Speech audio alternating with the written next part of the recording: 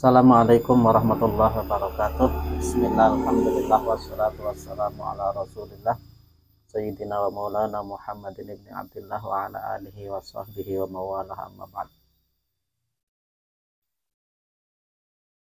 Saudara-saudaraku sekalian, rahimani wa iyyakumullah. Dalam kesempatan ini saya ingin berkomentar. Biasa komentar yang nggak jelas ya. Mengenai beberapa video atau satu video yang berseliweran di beberapa grup WA dan media sosial yang lain, di mana ada seorang ustadz yang sedang berceramah di dalam masjid, berceramah di depan jamaahnya. Beliau mengatakan sebenarnya untuk memilih calon lurah yang paling pas itu gampang. Kita panggil calon lurah itu, kemudian kita suruh mereka semuanya itu masuk masjid dan kita daulat untuk menjadi imam. Siapa yang paling bagus menjadi imam sholat, ya, itu yang paling pantas untuk kita jadikan imam, jadikan pemimpin atau lurah kita itu untuk 2024 2029.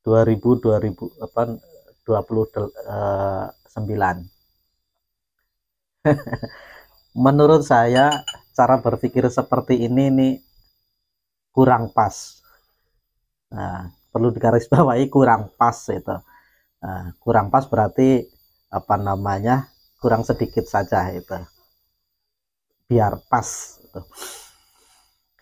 Paling tidak saya berdasarkan dua hal. Yang pertama, bahwa memilih lurah itu tidak pas ketika menggunakan kriteria memilih imam sholat. Karena memilih imam sholat itu sudah ada kriterianya. Yang pertama, di antara jamaah adalah siapa yang paling banyak hafalannya, yang paling bagus bacaan Al-Qur'annya, itu satu. Nah, kalau semuanya rata hafal 30 juz semuanya misalkan, terus siapa yang paling afqah, yang paling alim fikihnya. Nah, kalau ternyata semuanya alim fikih, di bawahnya adalah siapa yang paling ganteng, yang paling bagus akhlaknya. Nah, kalau semua bagus akhlaknya, di bawahnya lagi siapa yang paling rupawan. Bahkan sampai terakhir, kalau semuanya juga rupawan, dilihat siapa yang paling cantik istrinya. Ini sampai seperti itu. Itu cara memilih calon imam sholat ini ya. Ini ada di pembahasan fikih.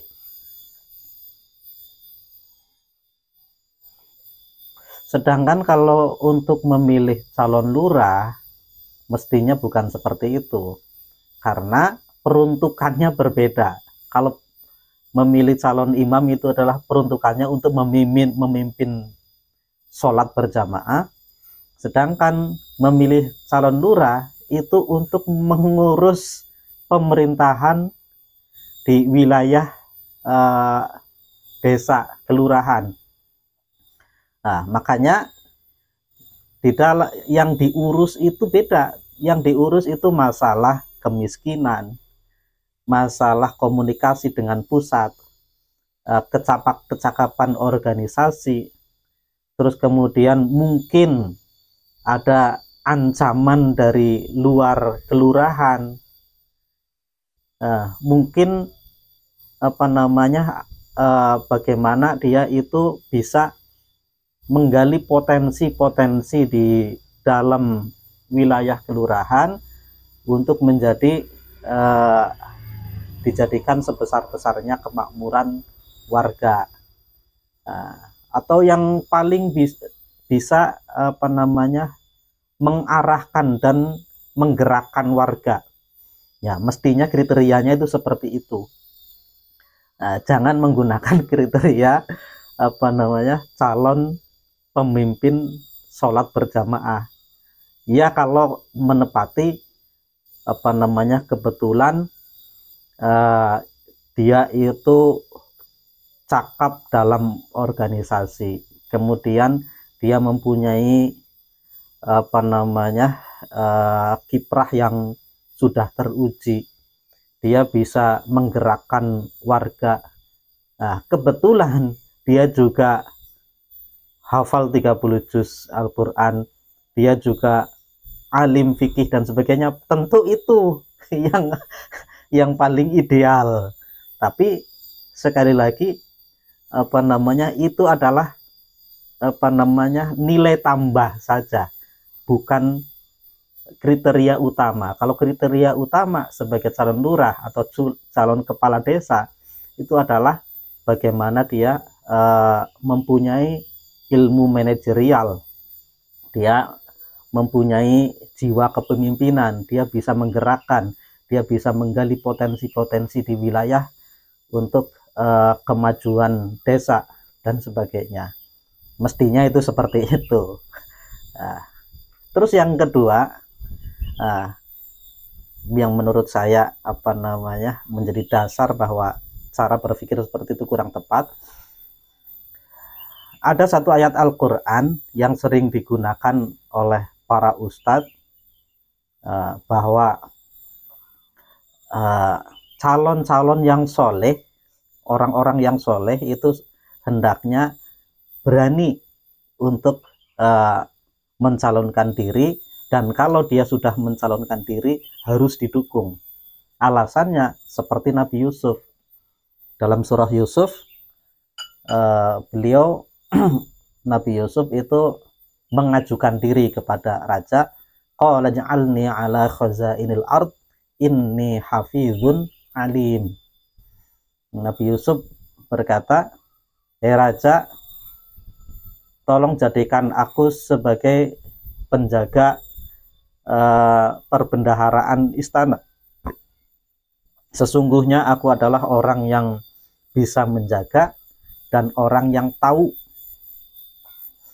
Nah, jadi yang diajukan oleh Nabi Yusuf sendiri itu bukan kesolehannya, bukan alimnya, bukan sebagai nabinya, tapi karena peruntukannya adalah untuk menjaga perbendaharaan istana dan perbendaharaan kerajaan, maka yang diajukan adalah aku ini adalah orang yang bisa menjaga, orang yang dipercaya, bisa dipercaya, dan juga orang yang tahu gimana cara mengelola